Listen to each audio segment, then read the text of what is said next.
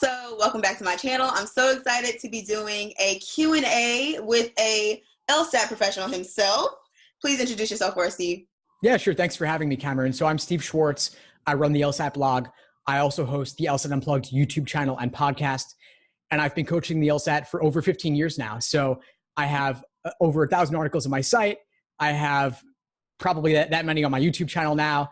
And I'm just releasing new information all the time. I've also got books and video courses and one-on-one coaching as well, group coaching. So I try to offer as much as I can for those out there studying for the exam.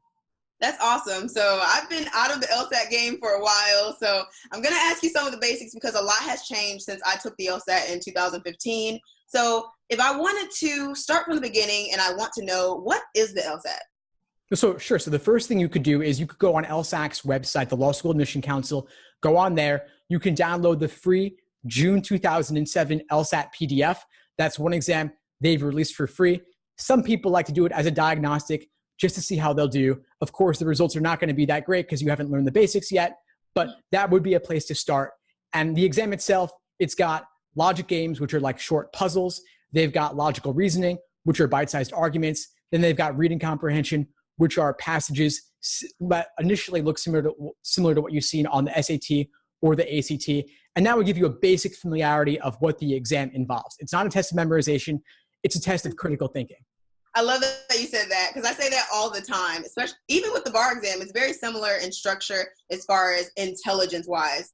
Now, people always ask me all the time, like, how long should I be studying for the LSAT? What's too much? What's too early? What's not enough? So how long would you recommend for a pre-law student to study? Yeah, sure. I would actually recommend a minimum of 5 to 6 months in order to reach your fullest potential. Most people only want to spend maybe 2-3 months because they underestimate just how difficult this exam is.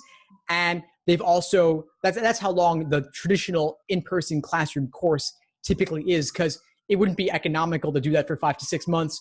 Most people wouldn't want to make that commitment, but that really is what it takes. And I know you said 5 to 6 months. So would you recommend someone doing that after they graduate, or do you think that would they be able to do that while they're studying for school, while they're already in undergrad? Yeah, you definitely could do it while you're in college. And if you can, I would actually recommend it, because once you're out of school, if you're working full time, it's really tough to balance working full time and living in a new city with a new roommate, or you're in a relationship, or you have a family. It becomes much harder.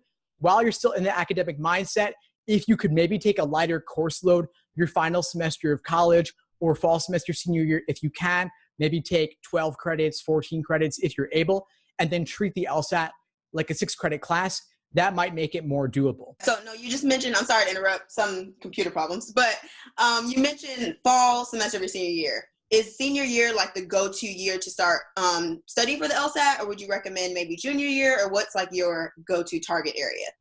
That's a great question. I typically find that most folks are too loaded up on classes junior year in order to have the time to do LSAT as well. And most people aren't yet thinking about graduate school. So senior year is when a lot of college students start thinking, I want to do law school, and they typically want to go direct or maybe take a year off in between. And so that's why it becomes senior year. And if you want to go direct from undergrad to law school, you would be applying fall of your senior year and then starting law school the following fall. And I know like the application process is like a package deal. Would you recommend kind of prepping your application prior to taking the LSAT and then just getting the LSAT sent straight to the schools? Or would you play it safe, recommend playing it safe and just take the LSAT, get your score back, and then kind of get your application going? Great question. I would actually do the LSAT first. I would look to do the LSAT ideally in the spring before you plan to apply. You could take it in March or April or June, then work on your applications over the summer, then apply in the fall. And that way, if you need to retake it later, either later in the summer or into the fall, you still have time and you'll still be able to apply towards the beginning of the cycle. That's great. Now, here's another question I get a lot.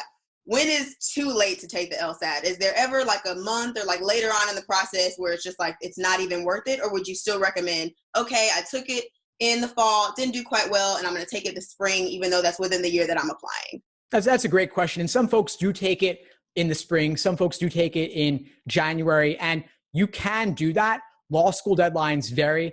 and they are a little bit flexible sometimes because they want to see who else is going to come along. But what's going to happen then is your odds may be slightly lower, and there's less scholarship money available as well. And so if you are postponing or delaying or retaking in the spring, you're probably better off waiting a year and applying that following fall instead. And I know that you don't want to have to wait, you want to go into law school, Right. but honestly, it's 1 year is just a drop in the bucket over the course of your entire career. If you get a big discount on your tuition or you get into a better law school, that's going to pay big time dividends. It'll be a big ROI. And so it's worth it if you can. Absolutely. Okay, now this might be a hard question, but everyone also asks me this big question I probably get the most is, what's a good LSAT score? Oh, yeah, that is a good question. That's a tough one. Well, the median score is a 151. And so if you're doing anything above that, you're already doing better than more than half of people. Now, in terms of what score will get you into a top law school, if you want to get into a top 14 or a tier 1, ideally, you want to get a 165 or above. And that will get you into the best law schools that are worth attending with the most employment opportunities afterwards. Obviously, personal situations vary. Maybe you have other goals in mind. But if you want big scholarship money or you want to get into a top law school, 165 plus is ideal. 160 and above, I would say, is a good score. If you get in the high 150s, that's also okay. That could open some good doors as well. But if you're not breaking 150, you're probably better off retaking until you can. Otherwise, you might be paying full price tuition for a relatively lower ranked law school. And if you want to look at what law schools are worth going to, there's a great resource called Law School Transparency that looks at the American Bar Association 509 reports, showing you employment outcomes and other important information about various law schools so that you're making sure that your tuition investment is well spent. That's awesome. And that's so important. If I can get that link, and I will definitely leave it in the description box of this YouTube video. So, Steve, you mentioned that you have your own LSAT program. So tell us a little bit about how that program works. How did you even come to create that program to make it be as good as it is? Yeah, sure. Thanks for asking, Kameron. So it actually happened bit by bit over the course of my career. I started off by creating week-by-week study plans to help people structure their self-study, but people wanted more. They wanted day-by-day study plans. And I was like, I can't tell you what to do. Just divide it by 7. But people kept asking me, so I finally did it, and people loved it. And so that's my top-selling book for studying for the LSAT, just showing you how to use the various 1,000+ articles on my website in conjunction with the actual LSAT exams. I've since released courses, and my courses are kind of unique because they include live online classes plus on-demand video course lessons along with the day-by-day study plans. You can attend class live with me, ask your questions in a group setting. It's kind of like a webinar. There's a chat box. If you can't make it, you can always email in your questions in advance. And I go through the basics as well. So in the on-demand lesson videos, I walk through the basics of logic games, logical reasoning, and reading comprehension, showing you how to do questions by type from easy to hard within each category alongside the actual previously released LSAT prep test. And so that's what I'm offering. It's not $1,000 or anything crazy like that. It's all month to month as you go. You can cancel anytime. And so I try to make it really accessible for folks. And I'm a real person. I'm not the CEO of some major corporation like Kaplan or anything. Mm-hmm. I'm very accessible to students. I try to reach out to them whenever possible. I do video calls with them one-on-one sometimes. I'll be reachable via email. So I really try to be here for folks. That's awesome. So which area have you noticed students have a little bit of trouble in over others, or is it not really consistent? I'd say that games is typically the hardest at first. It's the most unfamiliar, but it's the easiest to improve upon significantly because games are mathematical. Then reading comprehension is the easiest seeming at first because you've done reading comp on the SAT or the ACT, but LSAT reading comprehension is actually much more complex and nuanced than other things you've read. It's kind of like reading a legal case brief in some ways. And so that is much harder to improve upon significantly, but I do have tactics and techniques for that as well. It just takes a little bit more patience. And logical reasoning is somewhere in the middle.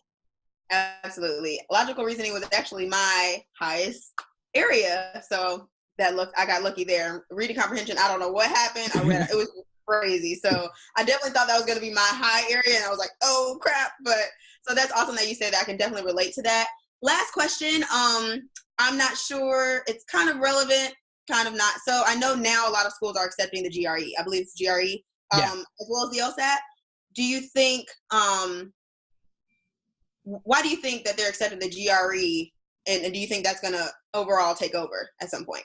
That's a great question. I think they're taking the GRE for a couple of reasons. One of them is that the GRE is offered much more frequently than the LSAT is. It's been offered digitally for quite a while now, and it's offered virtually every weekday. And so it's very easy for students to take it.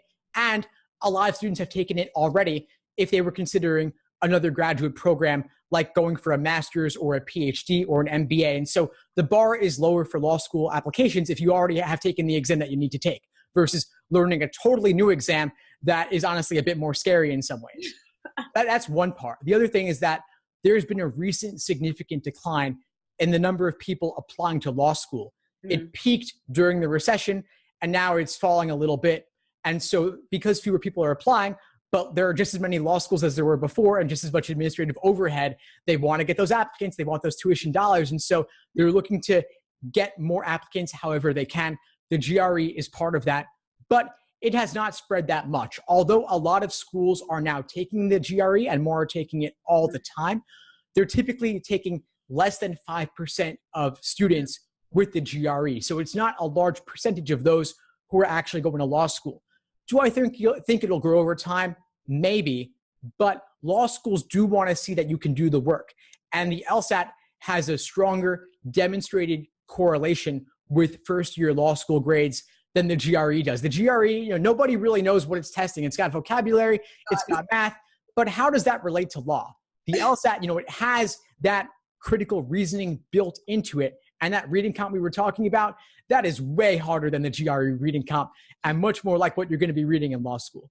Absolutely. I completely agree. Thank you for that. Because when I took the LSAT, I didn't have the GRE option, but I still think I would kind of weigh on the side of caution and just go ahead and take the LSAT. I think that's it. Thank you so much for coming on my channel and answering all these questions. If I have any other additional questions, I'll definitely reach out to you. I'm sure people will still have comments down in the comment section below. So thank you. Do you have any questions for me? No, thanks so much for having me, Kameron. I really appreciate it. And let's keep in touch. Absolutely. Have a great day.